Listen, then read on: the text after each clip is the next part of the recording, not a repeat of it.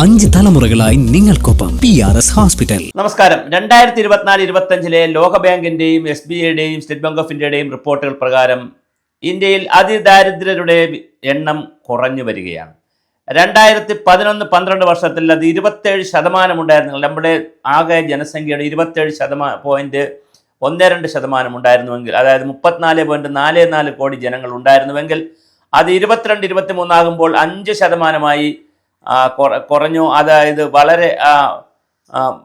വളരെ നല്ല രീതിയിലുള്ള ഒരു കുറവ് ഇതിനകത്ത് ഉണ്ടായിട്ടുണ്ട്.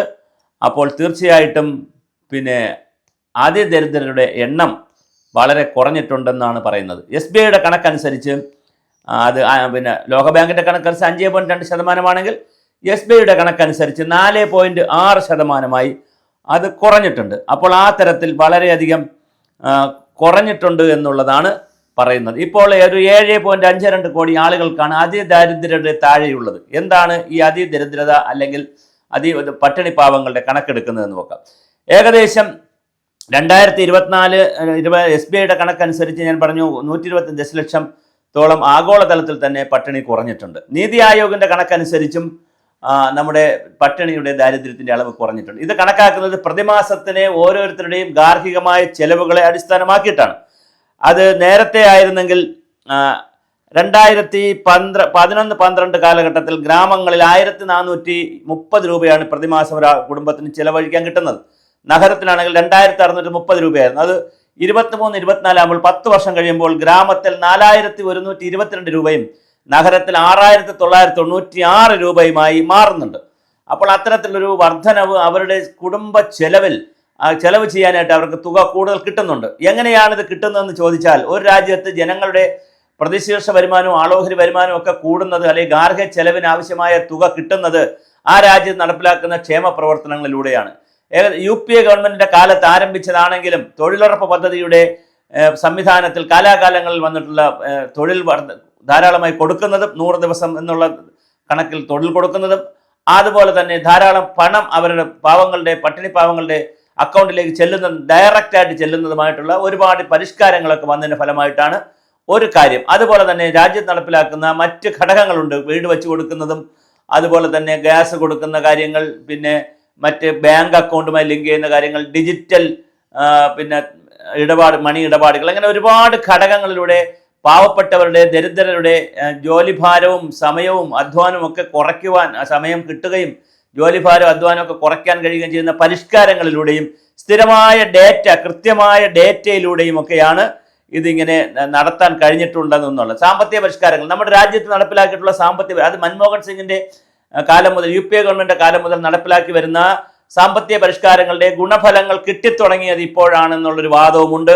അങ്ങനെ മികച്ച ഡേറ്റയും കൃത്യമായ ക്ഷേമ പ്രവർത്തനങ്ങളും രാജ്യത്തിലെ ജനങ്ങൾക്ക് വേണ്ടി നടപ്പിലാക്കുന്ന അത് കൃത്യമായ ഇൻഫ്രാസ്ട്രക്ചർ ഉണ്ടാവുകയാണെങ്കിൽ അവർക്ക് തൊഴിൽ തേടി പോകുവാനും യാത്രാ സൗകര്യങ്ങൾ കൂടുതലായിരിക്കും. അതുപോലെ തന്നെ വൈദ്യുതീകരണം, അങ്ങനെ ഗ്രാമത്തിൽ വരുന്ന റോഡുകൾ, വീടുകൾ, അങ്ങനെ എല്ലാ അടിസ്ഥാന സൗകര്യങ്ങളും അവരുടെ ജീവിത നിലവാരം ഉയർത്തുകയും അവർക്ക് തീർച്ചയായും കൂടുതൽ സമ്പാദിക്കുന്ന പണം, അവർക്ക് അധ്വാനിക്കുന്ന തൊഴിലെടുക്കുന്ന പണം എടുത്ത് അവർക്ക് മറ്റ് ചെലവ് ചെയ്യാനൊക്കെയുള്ള സാഹചര്യമുണ്ട്. അപ്പോൾ പലതരത്തിൽ നടത്തിയ 10 വർഷമായി രാജ്യത്ത് നടപ്പിലാക്കിയ ക്ഷേമ പ്രവർത്തനങ്ങൾ, അതുപോലെ തന്നെ സാമ്പത്തികമായ പരിഷ്കരണ പ്രവർത്തനങ്ങൾ, വിവിധങ്ങളായിട്ടുള്ള സാമൂഹിക സാമ്പത്തിക തൊഴിൽ മേഖലകളിലുള്ള മുതൽ മുടക്ക്, ഇതിൻ്റെ ഒരു കൃത്യമായ കണക്കുകളെ സംബന്ധിക്കുന്ന വളരെ കൃത്യമായ ഇതെല്ലാം കൂടി ചേർത്തിട്ടാണ് നമുക്ക് ഈ കണക്കുകൾ വെച്ച് മുന്നോട്ട് പോകാൻ കഴിയുന്നത്. അപ്പോഴും ഒരു ചോദ്യമുണ്ട്, കോൺഗ്രസ് ഒക്കെ ചോദിക്കുന്ന ഒരു ചോദ്യമുണ്ട്. നഗരങ്ങളിൽ 4122 രൂപ കൊണ്ടും 6996 രൂപ, അതായത് 7000 രൂപ കൊണ്ടും, ഗ്രാമങ്ങളിൽ 4122 രൂപ കൊണ്ടും ഒരു മാസക്കാലം ഭാരതീയന് കഴിയാൻ കഴിയുമോ ഇന്ത്യൻ ഗ്രാമങ്ങളിൽ എന്നൊരു ചോദ്യം വളരെ പ്രസക്തമാണ്. തീർച്ചയായും നമ്മൾ ഇന്ത്യയിൽ ആഗോള ശക്തിയാകുന്നു. GDP-യിൽ നമ്മൾ 4-ാം സ്ഥാനത്തേക്ക് നിന്ന് 3-ാം സ്ഥാനത്തിലേക്ക് പോകുന്നു. അമേരിക്കയുടെയും ചൈനയുടെയും തൊട്ട് പിന്നിൽ ജർമ്മനിയും ജപ്പാനുമാണ് നിന്നതെങ്കിൽ നമ്മൾ ജപ്പാനെ കീഴടക്കി 4-ലേക്ക് കയറി. വരുന്ന വർഷങ്ങളിൽ 28ഓടുകൂടി നമ്മൾ 3-ലേക്ക് കയറുമെന്ന് പറയുന്നു. 2-ലേക്കും 1-ലേക്കും കയറുന്നതിന് കുറേ അധികം കൂടി നമ്മുടെ GDP വളരേണ്ടതുണ്ട്. അപ്പോൾ അത്തരത്തിൽ വളർന്നാൽ മാത്രമേ നമുക്ക് 2-ലേക്ക് പിടിക്കാൻ പറ്റൂ. 2-ൽ പിടിക്കാൻ ഇപ്പോൾ തൽക്കാലം കഴിയത്തില്ല. കാരണം നമ്മൾ $4 ദശലക്ഷം നിൽക്കുന്നത്, $4.5 ദശലക്ഷം നിൽക്കുന്നതെങ്കിൽ ചൈന 19-ലാണ് നിൽക്കുന്നത്, അമേരിക്ക 30-ലാണ് നിൽക്കുന്നത്. അപ്പോൾ ചൈനയിലേക്കുള്ള വളർച്ച അല്ലെങ്കിൽ ചൈനയെ വെട്ടി 2ാം സ്ഥാനത്ത് എത്തുക എന്ന് പറഞ്ഞാൽ വലിയൊരു ഹിമാലയൻ ടാസ്ക് ആണ്. അപ്പോൾ 1ാം സ്ഥാനത്ത് എത്തുക എന്ന് പറഞ്ഞാൽ നമുക്ക് ഇപ്പോൾ ഈ അടുത്ത കാലത്തൊന്നും സങ്കല്പിക്കാൻ പറ്റുന്ന കാര്യമല്ല. എന്തായാലും നമ്മൾ 3ാം സ്ഥാനത്തേക്ക് വളരുന്നുണ്ട്. അമേരിക്കയും ചൈനയും കഴിഞ്ഞാൽ ജർമ്മനിയെ താഴെയാക്കി നമ്മൾ 3ാം സ്ഥാനത്തേക്ക് കയറുന്നുണ്ട്.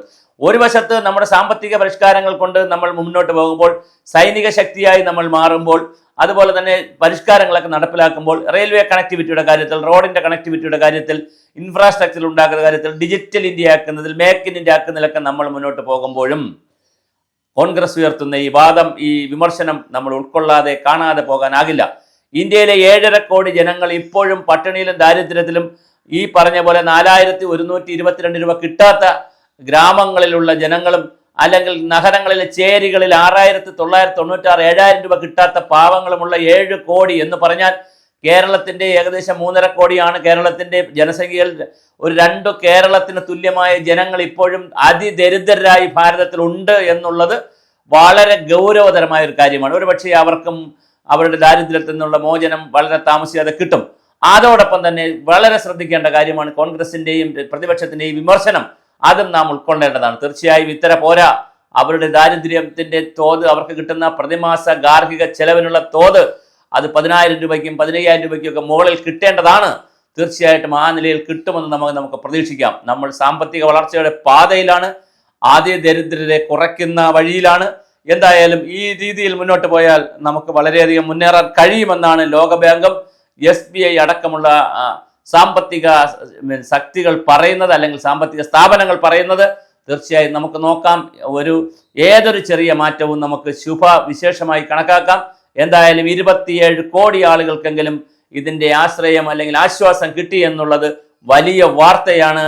27 കോടി ആളുകളിൽ ഗ്രാമങ്ങളിലും നഗരങ്ങളിലുമായി അവരുടെ വീടിൽ കൂടുതൽ അടുപ്പ് എരിയുന്നു, അല്ലെങ്കിൽ കത്തുന്നു, അല്ലെങ്കിൽ അവർക്ക് കൃത്യമായി ഭക്ഷണം കഴിക്കാൻ കഴിയുന്നു എന്നുള്ളത് വലിയ വാർത്തയാണ്. ഒരു നേരം പോലും ഭക്ഷണം കഴിക്കാനില്ലാതിരുന്ന ഒരു രാജ്യത്തെ കോടാനുകോടി ജനങ്ങൾക്ക് ഒരു നേരം എന്നുള്ള 2 നേരവും 2 നേരം 3 നേരവുമായിട്ടൊക്കെ ഭക്ഷണം കഴിക്കാനെങ്കിലും കഴിയുന്ന നിലയിലേക്ക് രാജ്യത്തെ വളർത്തിക്കൊണ്ട് വരുന്നു എന്നുള്ളത് ചെറിയ കാര്യമല്ല. എന്തായാലും റിപ്പോർട്ടുകളിലെ വാദപ്രതിവാദങ്ങൾക്കപ്പുറം യഥാർത്ഥ ഇന്ത്യ ഇപ്പോഴും ഗ്രാമങ്ങളിൽ തന്നെ നിൽക്കുകയാണ്. ഇന്ത്യയുടെ ആത്മാവ് ഗ്രാമങ്ങളിലാണെന്ന് ഗാന്ധിജി പറഞ്ഞു വെച്ചു. ആ ആത്മാവ് നഷ്ടപ്പെട്ടാൽ പിന്നെ ഇന്ത്യ ഇല്ല. എന്തായാലും ദരിദ്ര കോടി ജനങ്ങളുടെ പുതിയ ഇന്ത്യ വരുമെന്ന് തന്നെ നമുക്ക് പ്രതീക്ഷിക്കാം.